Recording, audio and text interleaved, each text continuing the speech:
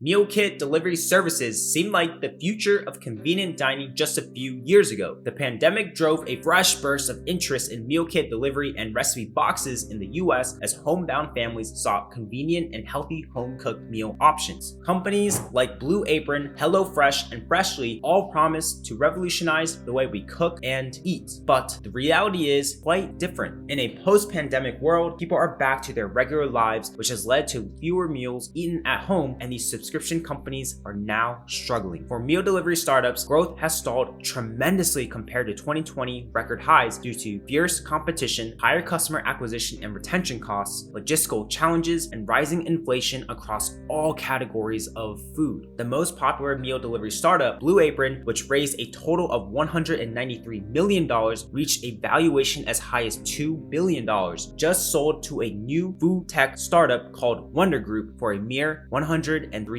million. This sale caps multiple years of ups and downs for Blue Apron, once a leader in the meal delivery space. But how did this even happen to companies like Blue Apron and HelloFresh? How did they even get started, and why are these businesses failing? To understand this, we first must look into how they were founded and the early days. Let's delve into this from the lens of Blue Apron. Blue Apron was founded in 2012 by Matt Salzberg, Ilya Pappas, and Matt Wadiak in New York with the premise of making it easier for consumers to prepare home-cooked meals. Here's how it actually works. Customers select which cuisines they want delivered to them, then boxes would arrive at their doorstep with pre-portioned ingredients and recipes for them to cook their chosen dishes. Lastly, customers use those ingredients and work off the instructions to prepare their meal. They targeted working professionals in large cities who may need more time to grocery shop and cook. HelloFresh, Freshly, Munchery, and Plated all got started around the same time as well. Blue Apron secured $135 million in funding in 2015 from big-name investors like Fidelity Investments and reached a whopping valuation of $2 billion. The company even turned a profit in the first 2 quarters of 2016, which made it one of the hottest tech startups at the time. Blue Apron was still struggling to keep current customers and gain new ones as competition increased. But nonetheless, it IPO'd in June 2017 at $10 a share and a valuation of $1.89 billion. After its IPO, things started to really take a downturn for the company. It reported a net loss of $52 million on $245 million in revenue. Competition also intensified. Amazon announced its acquisition of Whole Foods, which spooked investors. Other meal delivery startups were paying premium marketing dollars to steal customers away from each other, which led to even higher marketing expenses for every company. By the end of 2017, Blue Apron lost 15% of its customer base. By the end of 2018, Blue Apron's stock price dipped below $1 per share, and it was at risk of getting delisted from the New York Stock Exchange. But lucky for Blue Apron and other meal delivery startups, the pandemic came unexpectedly. The pandemic drove people to stay at home and gravitate towards more convenient meal options, which brought a fresh wave of interest in meal kit deliveries. Blue Apron's revenue went up by $1.1 million in the second quarter of 2020. It announced additional product expansions like multiple boxes per week, recipe customizations, and 4 recipes per week to ride the demand wave. Noticing the rise in meal kits among consumers, Nestle, the food and beverage conglomerate, leaned into the category and acquired Freshly in 2020 for a whopping $1.5 billion. HelloFresh had 2.6 million active customers in the fourth quarter of 2020, which was a 46% bump from the previous year. It was a temporary wave that wouldn't last. Although meal kits benefited from people dabbling into cooking when they were stuck at home, demand for these meals soon proved difficult to sustain when people are now back to their pre-pandemic routines. As its demand slowed, Blue Apron sought out third-party partnerships to capture new customers. It began offering its meal kits on Walmart.com, which gave it a small bump in sales. Even so, the company continued to struggle. It had a net loss of $109.7 million for 2022. In recent months, Blue Apron has transitioned to become a more asset-light business, selling its operational infrastructure to California-based meal provider Fresh Round for $50 million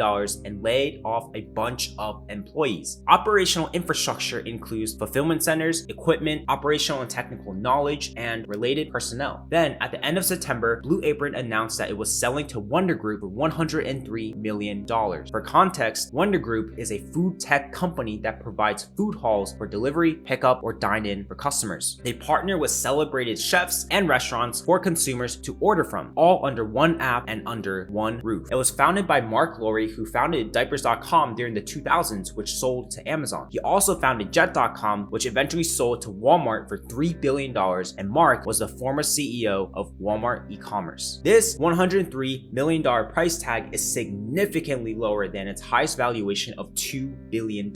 Freshly, which was bought by Nestle for $1.5 billion during the height of the pandemic in 2020, has announced that it has ceased its operations. Munchery, one of the first meal delivery startups, which has raised $125 million, actually went out of business back in 2019, just before the pandemic. As time progresses, we're seeing more and more meal delivery startups fall. Let's now look into the three main reasons why meal delivery companies fail. The first reason why meal delivery startups fail is because of their operational costs. Maintaining its service is very costly. You have expenses like ingredients, packaging, storage, human workers, and delivery that can add up very quickly. You also have to think about the logistics of putting these boxes together, ensuring that the ingredients are packaged and stored correctly and that they arrive fresh and on time at the customer's door. Managing these costs and manual labor at scale while keeping prices around $10 to $15 per serving for customers is a tough balancing act. The second reason why meal delivery startups fail is because of how competitive this space is. When this trend took off during the mid-2010s, there was a gold rush of companies entering the industry. HelloFresh, Plated, Home Chef, Blue Apron, Munchery, and Freshly. As a result, the market became overcrowded, making it challenging for new startups to stand out. As mentioned before, each company spends an obnoxious amount in marketing to pull customers away from competitors, which results in even more spending for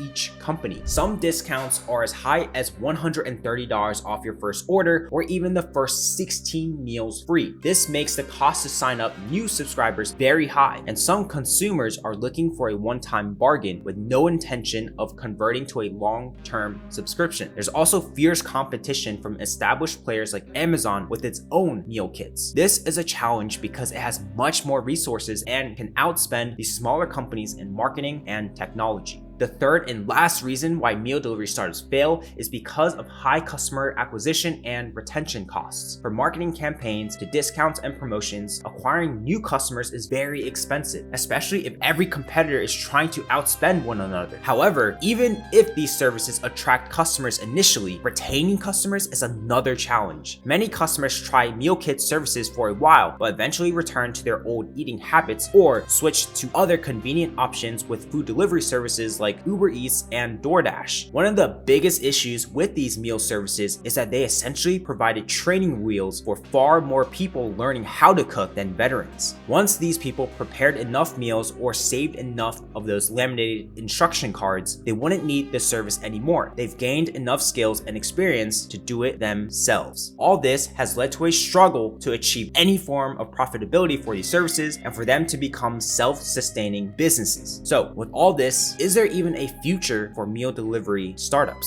As meal kits were trending, grocery giants took notice. Kroger, the American retail conglomerate, started its own meal kit delivery service known as Home Chef. It exceeded $1 billion in annual sales back in 2021. It makes sense for a company like Kroger to get into the space. What we've seen is that meal delivery is more of a supply chain problem than anything. All the meal kit startups were essentially tech companies playing in the food service space. They are very knowledgeable in tech, but not so much with supply chain. Knowledge of the food industry and supply chain is critical in making these services work. These are obviously Kroger's and Amazon's specialties. They also have the resources to be able to invest in good operations, logistics, technology, and marketing to keep it going. So the future of meal delivery is that we're going to start seeing more and more startups go out of business or sell to bigger companies. There is still demand for meal delivery, but it'll probably fall to the big companies as they have the capital and resources to grow. Do you agree? Let me know what you think in the comments below. If you enjoyed this episode, consider subscribing so you don't miss out on my next one, and check out my other mini tech documentaries. Thanks for watching.